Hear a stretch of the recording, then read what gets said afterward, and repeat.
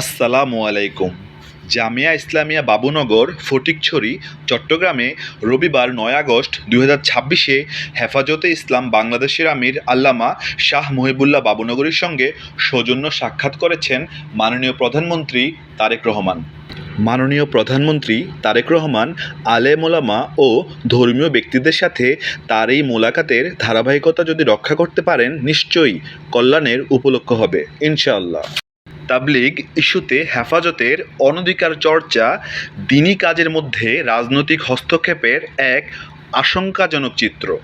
অত্যন্ত পরিতাপের সাথে বলতে হচ্ছে, বিশ্বজুড়ে অরাজনৈতিক ও দাওয়াতি কাজের অনন্য মাধ্যম তাবলিগ জামাতকে নিয়ে কিছু মহলের সংকীর্ণ কূটনীতি যেন থামছেই না। আজ হেফাজত ইসলাম বাংলাদেশের পক্ষ থেকে মাননীয় প্রধানমন্ত্রী তারেক রহমানের কাছে পেশ করা ৯ দফা দাবিনামার ৯ নম্বর পয়েন্টে তাবলিগ ইস্যুতে যে অবাস্তব ও বৈষম্যমূলক দাবি জানানো হয়েছে তা দেশবাসীকে চরম হতাশ করেছে। হেফাজতে ইসলামের ৯ দফা দাবিনামার ৯ নম্বর পয়েন্টে ছিল, বাংলাদেশ তাবলিগ জামাতের কার্যক্রম ও টঙ্গী বিশ্ব ইজতেমায় সবসময় এদেশের ওলামায়ে কেরামের তত্ত্বাবধানে পরিচালিত হয়ে এসেছে। ভারতের বিতর্কিত মাওলানা সাদ কান্দলবির বাংলাদেশের আগমন নিষেধাজ্ঞা বহাল রাখা ও টঙ্গী ময়দানে সাতপন্থীদের ইজতেমার অনুমতি না দেওয়া। তাবলিগের বিভক্তির আজ ৯ বছর চলমান। এরপরেও হেফাজতের নেতাকর্মীদের নিকট এক আতঙ্কের নাম মাওলানা সাদ কান্দলভি।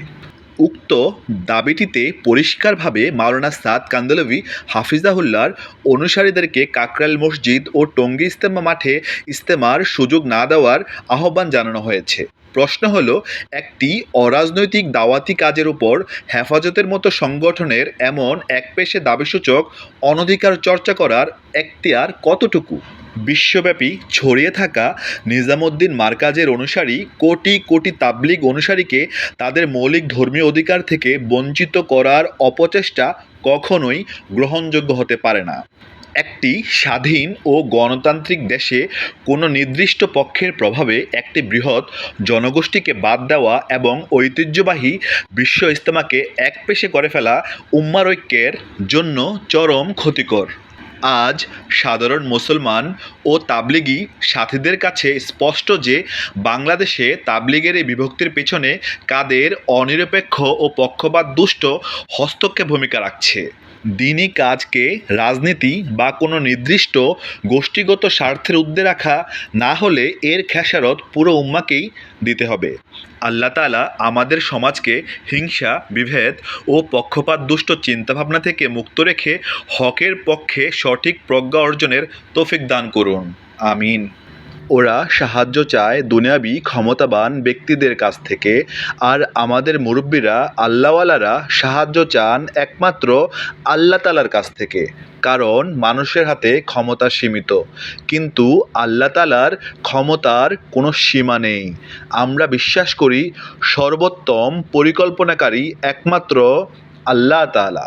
আজকে মূল যেই কারণে আমার এখানে আসা, যেটা স্বরাষ্ট্রমন্ত্রীও বলেছেন, প্রথমত আমি যেই ওয়াদাটা করেছিলাম হুজুরের কাছে, সেই ওয়াদাটা আমি আজকে রক্ষা করলাম। হুজুরকে আমি সালাম দিলাম এবং যাবার সময় আমি দোয়া নিয়ে যেতে চাই, যাতে যেই কথাগুলো আমরা দেশের মানুষকে বলেছি, যেই প্রতিশ্রুতিগুলো আমরা দেশের মানুষকে দিয়েছি তাদের ভাগ্য পরিবর্তনের জন্য, আল্লাহ যাতে আমাদেরকে রহমত করেন, সেই প্রতিশ্রুতি যাতে আমরা রক্ষা করতে পারি।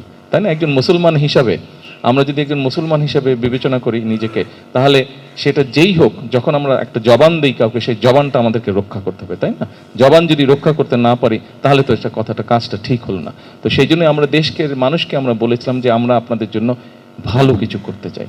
আসুন আমরা হাত তুলে আল্লাহর কাছে দোয়া করি, আল্লাহ যাতে আমাদেরকে সেই রহমত দেন, যাতে আমরা দেশের মানুষের জন্য ন্যায় বিচার প্রতিষ্ঠা করতে পারি, দেশের মানুষের জন্য ভালো কিছু করতে পারি, যাতে দেশের মানুষ শান্তিতে থাকতে পারে।